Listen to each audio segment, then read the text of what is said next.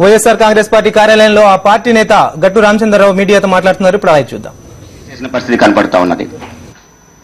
మరొక ఇద్దరు మమ్మల్ని పిలిచి బూతులు తిట్టి ఉరిదీస్తా అని చెప్పేసి మమ్మల్ని చాలా పెద్ద ఎత్తున బెదిరించి మా మీద నువ్వు ఈ పలానా వాళ్ళని ఒప్పిస్తావా ఒప్పించవా, ఇది పలానా వాళ్ళ ఆస్తులని చెప్తావా చెప్పవా అని చెప్పి ఒత్తిడి చేశారని మరొకరు కోర్టును ఆశ్రయించిన పరిస్థితి కనపడతా ఉన్నది.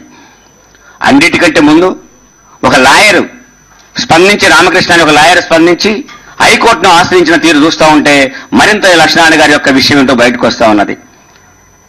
అసలు రాజ్యాంగంలో ఓ చట్ట పరిధిలో తను విచారిస్తున్నాడని, తను చట్టాన్ని కాపాడాల్సిన బాధ్యత ఉందని, కోర్టుని గౌరవించాల్సిన బాధ్యత కూడా ఉందని, సిబిఐ మాటలు ఉంటే పబ్లిక్ ప్రాసిక్యూటర్ ద్వారా చెప్పించుకోవాలి తప్ప డైరెక్ట్ గా ఆయన జడ్జి గారికి చెప్తున్న తీరు కానీ, లాయర్లతో పాటు ఆయన సీట్లలో కూర్చుంటున్న తీరు కానీ, పబ్లిక్ ప్రాసిక్యూటర్ తో పాటు ఆయన పక్కన కూర్చొని జడ్జి గారికి చెప్తున్న తీరు కానీ, డైరెక్ట్ గా ఫోన్లు మాట్లాడుతున్న తీరు కానీ, ఆయన ఛాంబర్లో పోయి మాట్లాడుతున్న తీరు కానీ, ఇవన్నీ చూస్తూ ఉంటే అసలు జడ్జిని బెదిరిస్తున్నాడా అనే అనుమానం కలుగుతుందని చెప్పేసి ఒక లాయరే హైకోర్టును ఆశ్రయించిన పరిస్థితి కనపడుతూ ఉన్నది.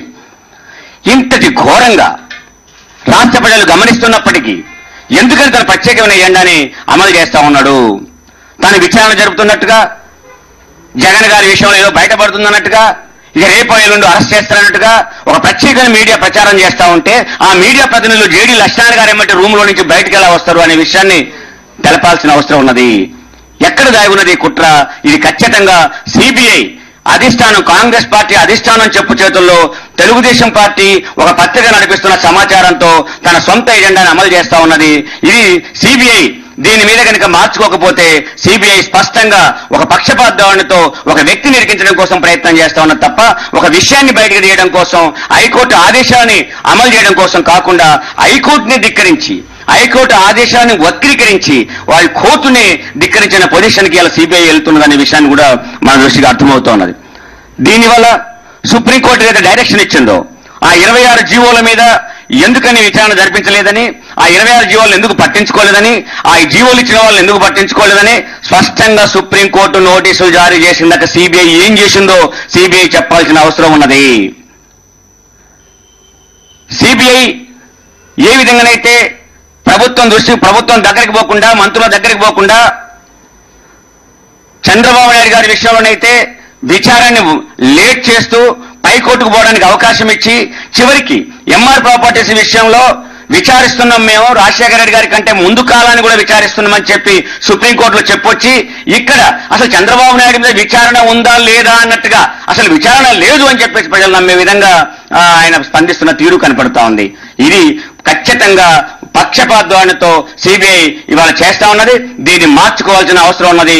ఇప్పటికైనా హైకోర్టు ఆదేశాలని ఖచ్చితంగా పాటించి ఎవరి ప్రభావితంతో ఈ పనులను చేస్తా ఉన్నారో ప్రజలకు తెలియాల్సిన అవసరం ఉందని కూడా చెప్పదలుచుకున్నాను. ఇక రెండొక విషయం, సుప్రీంకోర్టు డైరెక్షన్ తో తెలుగుదేశం పార్టీలు, కాంగ్రెస్ పార్టీలు కుడితిలో పడ్డ ఎలకల్లాగా తయారైనాయి. ఇవాళ రెండింటి ఒక కుట్ర బయటపడింది. ఆ రోజు కేసేసినప్పుడు కూడా శంకర్రావులు అట్లాగే తెలుగుదేశం పార్టీ వాళ్ళు కలిసే కేసేశారు. వాళ్ళు కలిసేసినప్పుడే వాళ్ళిద్దరు కొల్యూడయ్యారు. ఎంతవరకు జగన్ గారనే పదం తీసుకొచ్చారు తప్ప ఇప్పటిదాకా ఈ కేసు విషయాన్ని, పబ్లిక్ ప్రాపర్టీ ఎలా లూట్ అయిందనే విషయాన్ని వీళ్ళు చెప్పలేకపోయారు. కోర్టులో కేసేసింది వేరు, ఇప్పుడు మాట్లాడుతున్నది వేరు. సిబిఐ డీవీఐ ప్రవర్తిస్తున్నప్పుడు ఎందుకని ప్రభుత్వంలో మీరు చేయలేకపోతున్నారని సిబిఐని తెలుగుదేశం పార్టీ ఎందుకు ప్రశ్నించలేదని తెలుగుదేశం అడుగుతున్నాను. ఈ రోజు చెప్తా ఉన్నారు మంత్రులని అరెస్ట్ చేయాలి, మంత్రులు బర్తరఫ్ కావాలి, మొత్తం బాధ్యత అంటున్నావు. ఆ రోజు జగన్ గారి మీద మాట్లాడినప్పుడు మొత్తాన్ని బాధ్యత కేబినెట్ అని చెప్పేసి తెలుగుదేశం ఎందుకు స్పందించలేదు? ఈ రోజు ముఖ్యమంత్రి గారు అంటా ఉన్నాడు మేము కేబినెట్ బాధ్యత వహిస్తాము అని, మా జీవోలు సక్రమం అని. రాజశేఖర రెడ్డి గారి మీద, జగన్ గారి మీద వాళ్ళ అపవాదులేసి ప్రచారం చేస్తా ఉన్నప్పుడు ఈ జీవోలు సక్రమమే అని చెప్పినట్టయితే ఇలా వైఎస్ రాజశేఖర రెడ్డి గారి కుటుంబం బదనాం అయ్యేది కాదు. అసలు ఈ కేసు ఇక్కడ దాకా వచ్చేది కాదు. దీని అంతటికీ ప్రభుత్వం బాధ్యత వహించాల్సి ఉంటుంది. రాజశేఖర రెడ్డి గారిని, రాజశేఖర గారి కుటుంబాన్ని వేధించిన దాంట్లో ప్రభుత్వాన్ని ప్రధానమంత్రి బాధ్యత అవుతుందని కూడా నేను చెప్పదలుచుకున్నాను. ఆ రోజే కనుక హైకోర్టు స్పష్టంగా అడిగింది, ప్రభుత్వాన్ని స్పందించమన్నది. జీవోలు అక్రమ సక్రమ చెప్పమన్నది. జీవోలు డీవేట్ అయినా కాలేదో చెప్పమన్నది. దీనివల్ల ఏం బెనిఫిట్ పొందారో చెప్పమన్నది. కానీ ప్రభుత్వం స్పందించలేదు. ఒక్క జీవోని జారీ చేసినప్పుడు ఎవరైనా ఛాలెంజ్ చేస్తే ప్రభుత్వం స్పందిస్తూ ఉంటది, అడ్వకేట్ జనరల్ స్పందిస్తూ ఉంటాడు. ఎందుకు స్పందించలేదో ఇప్పుడు కాంగ్రెస్ పార్టీ చెప్పాల్సిన అవసరం ఉంటుంది. ఈ మంత్రుల విషయంలో ఇప్పుడు స్పందిస్తారా లేదా చెప్పాల్సిన అవసరం ఉంటుంది. ఆ జీవోలు అక్రమ సక్రమ చెప్పాల్సిన అవసరం ఉంటుంది. అది అక్రమం అయితే ఎందుకని వాటిని రద్దు చేయాలో చెప్పాల్సిన అవసరం ఉంటుంది. సక్రమం అయితే ఇంతకుముందు హైకోర్టులో ఎందుకు స్పందించి చెప్పలేదనే విషయం ప్రభుత్వం చెప్పాల్సిన అవసరం ఉంటుంది.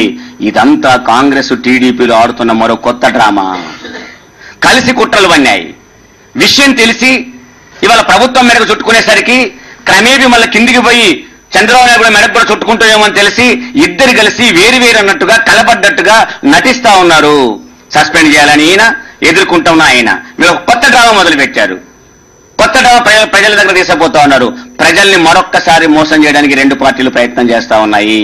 ఈ రెండు పార్టీలు కూడా సిబిఐని ప్రభావితం చేసి కేవలం జగన్ ని టార్గెట్ చేసి వైఎస్ఆర్ కాంగ్రెస్ పార్టీని టార్గెట్ చేసి ప్రజల యొక్క నమ్మకాన్ని టార్గెట్ చేసి ప్రజల్ని మోసం చేసి ఇప్పటిదాకా కాలం గడుపుకున్నారు, పబ్బం గడుపుకున్నారు.